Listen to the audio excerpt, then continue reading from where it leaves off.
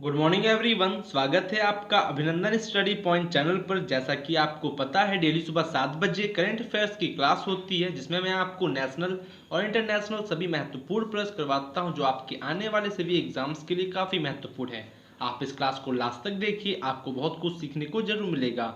अगर आप इस चैनल पर नए हैं तो सब्सक्राइब कर ले चैनल को और बेल आइकन को प्रेस करना बिल्कुल भी ना भूलें, लेटेस्ट वीडियो की अपडेट सबसे पहले आपको मिलने के लिए। तो आइए स्टार्ट करते हैं आज की क्लास को। आज का पहला प्रश्न है क्वेश्चन ऑफ द डे, जो कल मैंने आपको होमवर्क के तौर पे दिया था।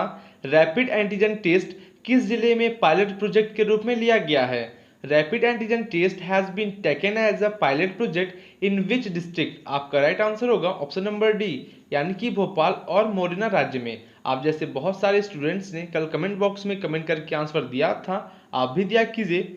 फुल डिटेल में बता दें आपको, मध्य प्रदेश में राज्य सरकार एक रैपिड एंटीजन टेस्ट शुरू करने जा रही है और मध्य प्रदेश में कोरोना संक्रमित लोगों की संख्या 30,000 के करीब है। और rapid antigen test pilot project के तौर पर 2 जिलों भोपाल और मुरैना में लिया गया है। बता दें कि इसके तहत मुरैना और भोपाल में 1000 टेस्ट किट खरीदी जा रही है। आप इसको ध्यान रखिएगा। आशा करते हैं आपको सभी चीज़ें समझ में आ गई होंगी।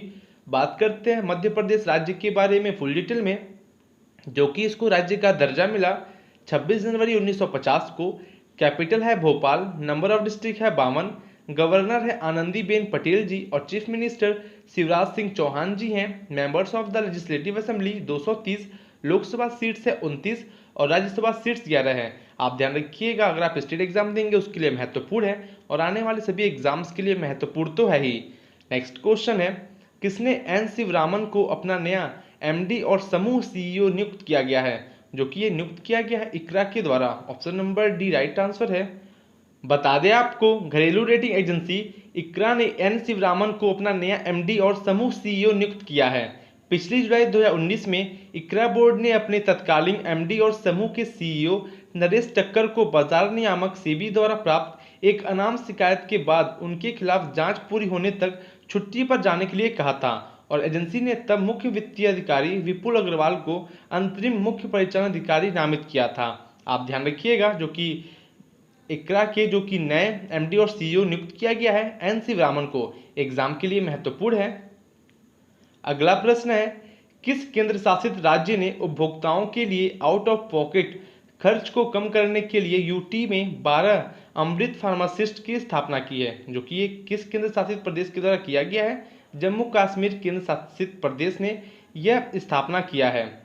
बता दें आपको, जम्मू कश्मीर सरकार ने उपभोक्ताओं के लिए आउट ऑफ पॉकेट खर्च को कम करने के लिए यूटी में 12 अमृत फार्मासिस्ट की स्थापना की है। ये स्टोर ब्रांडेड दवाएं प्रदान करते हैं और सस्ती कीमत पर सर्जिकल और डिस्पोजल प्रदान करते हैं। बता दें आपको, अमृत फार्मेसिया ब्रांडेड दवाओं को बेचती है जिनका उपयोग कैंसर और हृदय रोगों के इलाज के लिए 60% की औसत छूट पर किया जाता है। आप ध्यान रखिएगा, एग्जाम के लिए महत्वपूर्ण है।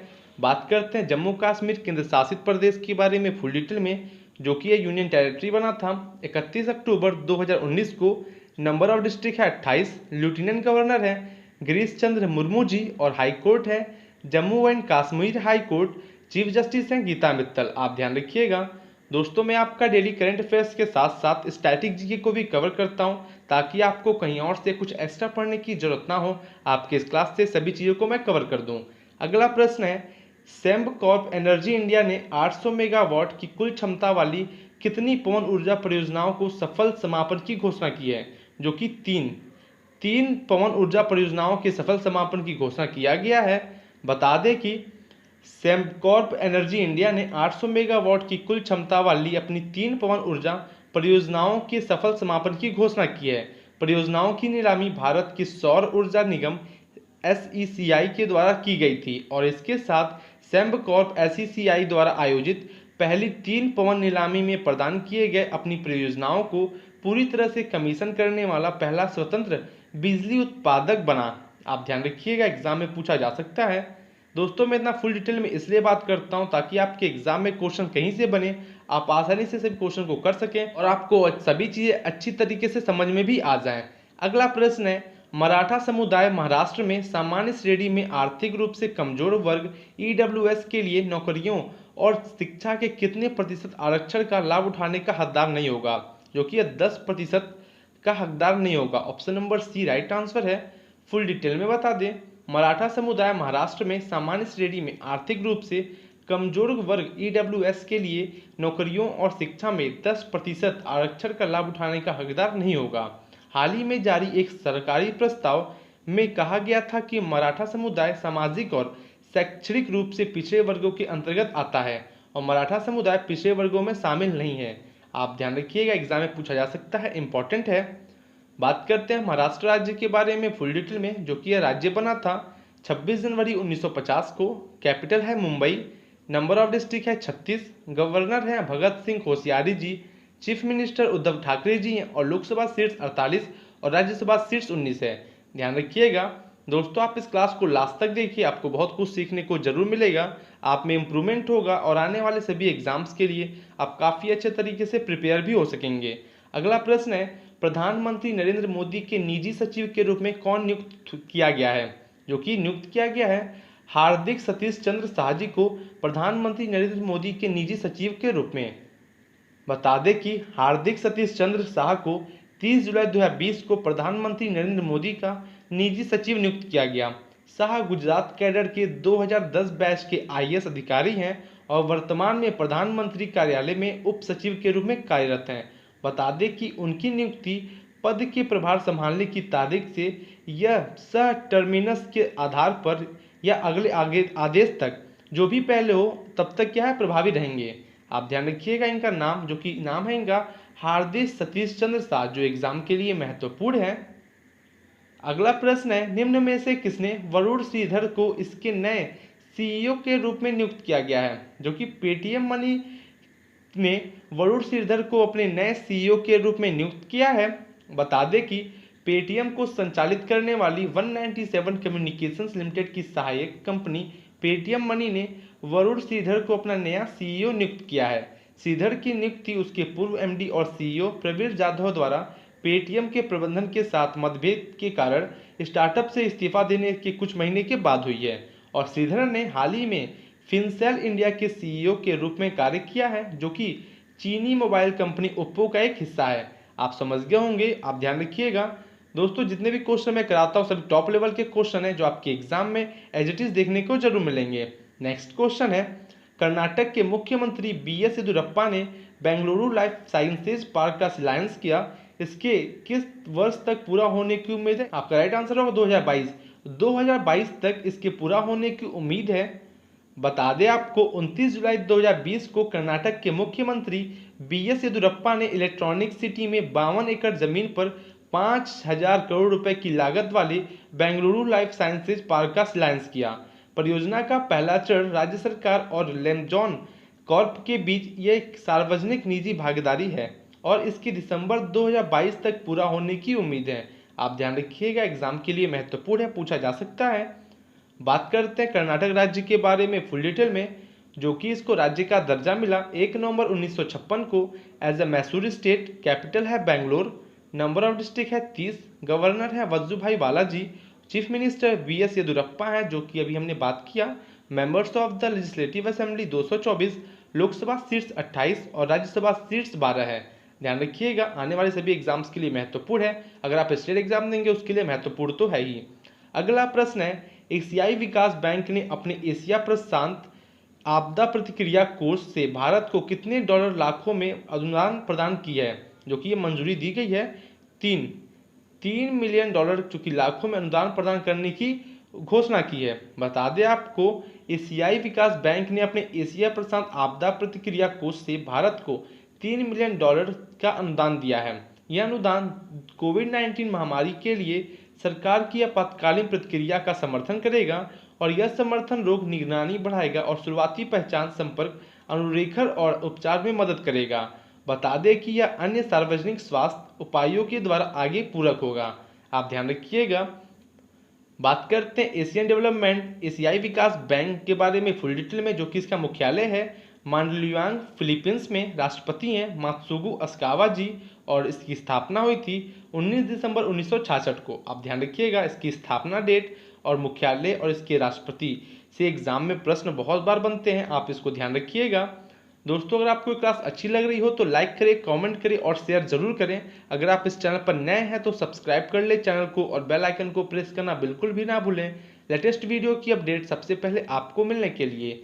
अगला प्रश्न है, दक्षिण चीन सागर में बीजिंग के साथ विवादों के बीच हैनोई के मत्स्य प्रबंधन और कानून प्रवर्तन क्षमताओं को मजबूत करने के लिए किस देश ने वियतनाम ने एक समझौता ज्ञापन पर हस्ताक्षर किए, जो कि ये यूएसए के द्वारा समझौते ज्ञापन पर हस्ताक्षर किया गया है। Option number C right answer है।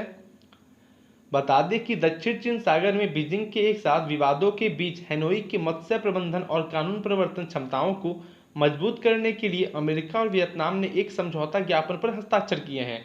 समझौता दक्षिण चीन सागर में वियतनाम के मछुआरों को डराने के खिलाफ समर्थन भी प्रदान करेगा और यह संयुक्त राज्य अमेरिका अपनी मछली पालन स्थिरता को मजबूत करने के लिए वियतनाम के साथ मिलकर काम करने के लिए तत्पर है।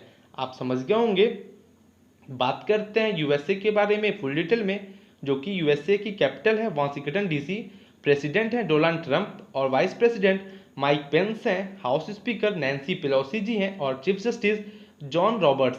लेजिस्लेचर जो कि कांग्रेस है, अपर हाउस को सीनेट और लोअर हाउस को हाउस ऑफ रिप्रेजेंटेटिव्स बोलते हैं।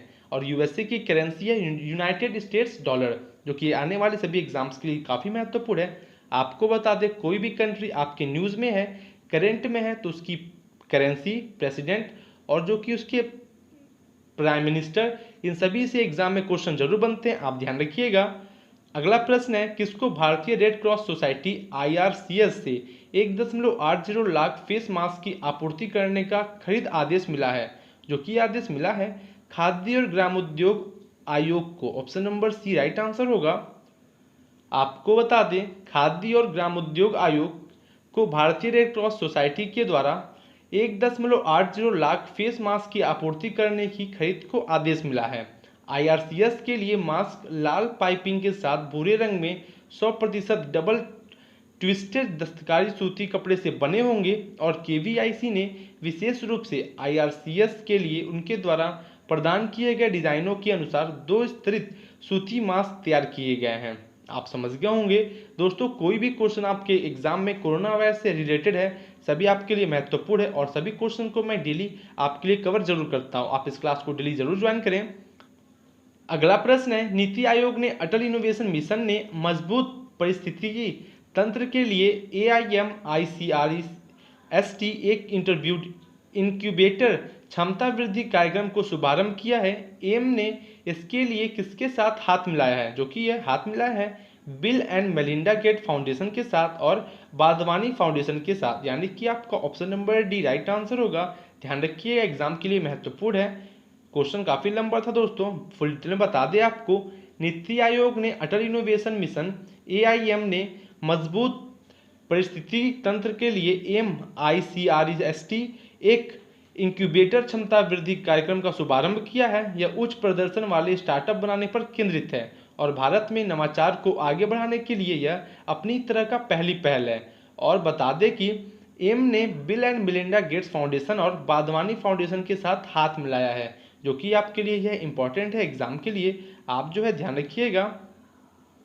दोस्तों अगर आपको इस क्लास की PDF चाहिए, आपको उसी वीडियो के डिस्क्रिप्शन में टेलीग्राम ग्रुप की लिंक मिल जाएगी। आप उस लिंक से ग्रुप में ज्वाइन हो जाइए, आपको सभी PDF वहां पे प्रोवाइड कर दी जाती है। अगला प्रश्न है, किस राज्य में किसानों के लिए अपना फसल बीमा अभियान बहुत जरूरी है शुरू किया गया है?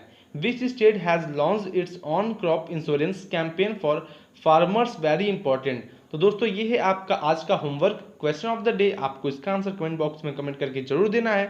आप जैसे बहुत सारे स्टूडेंट्स डेली कमेंट बॉक्स में कमेंट करके आंसर देते हैं। तो दोस्तों आशा करते हैं आपको क्लास बहुत अच्छी लगी होगी। अगर अच्छी लगी है तो ज़्यादा से ज़्यादा शेयर जरूर करें उन स्टूडेंट्स के पास जिसको इसकी ज़रूरत है। तो मिलते हैं आपसे कल और बेहतरीन क्वेश्चन के साथ। Thank you and good day.